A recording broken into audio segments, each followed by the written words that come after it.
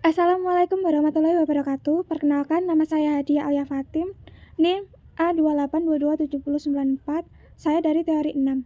Di sini saya akan menjelaskan tentang proses ADME. Apa yang dimaksud dengan ADME? ADME termasuk bagian dalam farmakokinetik dan farmakologi. Ini adalah sebuah singkatan dari absorpsi, distribusi, metabolisme, dan juga ekresi. Dan ADME menjelaskan disposisi dari senyawa dalam suatu organisme. Yang pertama, absorpsi. Absorpsi adalah perpindahan suatu obat dari tempat pemberiannya ke aliran darah. Sebagian besar obat diserap melalui cara transportasi pasif. Pemberian intravena tidak mempunyai daya serap. Fraksi dosis yang diberikan dan kecepatan penyerapan adalah penting. Faktor yang mempengaruhi penyerapan obat. 1. Kelarutan dalam air.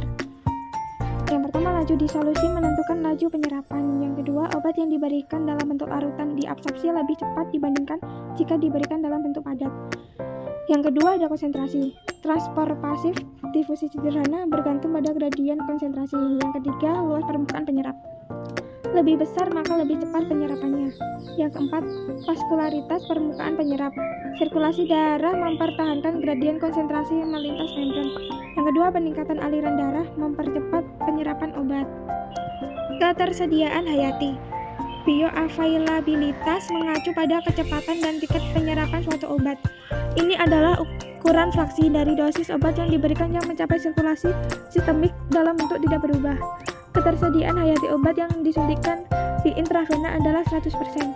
Namun seringkali lebih rendah setelah konsumsi oral karena satu, obat mungkin tidak terserap sempurna.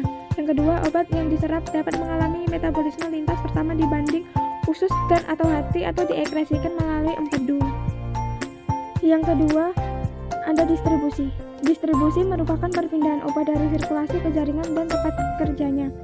Luas distribusi obat tergantung pada kelarutan lipid, ionisasi pada pH fisiologis tergantung pada pKa, luas pengikatan pada plasma dan protein jaringan, serta perbedaan aliran darah regional, penyakit seperti CHF, uremia, sirosis. Pergerakan obat sampai keseimbangan antara obat yang tidak terkait dalam plasma dan cairan jaringan. Volume distribusi. Definisi volume distribusi, semua didefinisikan sebagai volume yang dapat menampung semua obat di dalam tubuh jika konsentrasinya sama dengan di plasma. Dinyatakan sebagai dalam liter. V sama dengan dosis yang diberikan intravena atau konsentrasi plasma. Total obat dalam tubuh 1000 mg. Konsentrasi obat plasma 50 mg per mililiter. V sama dengan 1000. Faktor-faktor yang mempengaruhi VD. Kelarutan dalam lemak, lipid, koefisien partisi air. Yang kedua, pKa obat tersebut.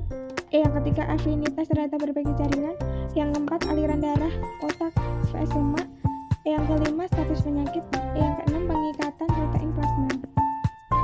Yang ketiga, metabolisme. Perubahan kimia obat dalam tubuh. Tujuannya mengubah senyawa larut lemak nonpolar menjadi senyawa tidak larut lemak polar untuk menghindari reabsorpsi di tubulus ginjal. Kebanyakan obat hidrofilik kurang mengalami biotransformasi dan diekskresikan tidak berubah. Streptomycin, neoxysteamine, dan pencuronium. Biotransformasi diperlukan untuk melindungi tubuh dari metabolit beracun. Yang keempat, ekresi.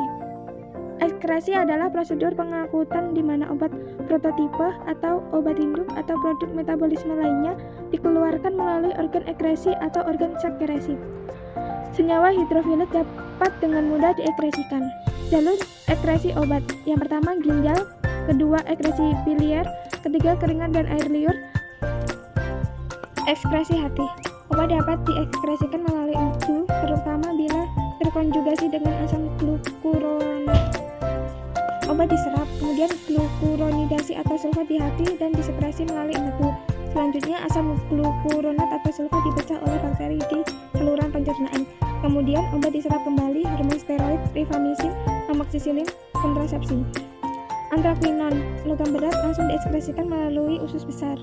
Sekian presentasi dari saya. Bila ada salah kata atau ucapan, mohon dimaafkan. Sekian, wassalamualaikum warahmatullahi wabarakatuh. Terima kasih.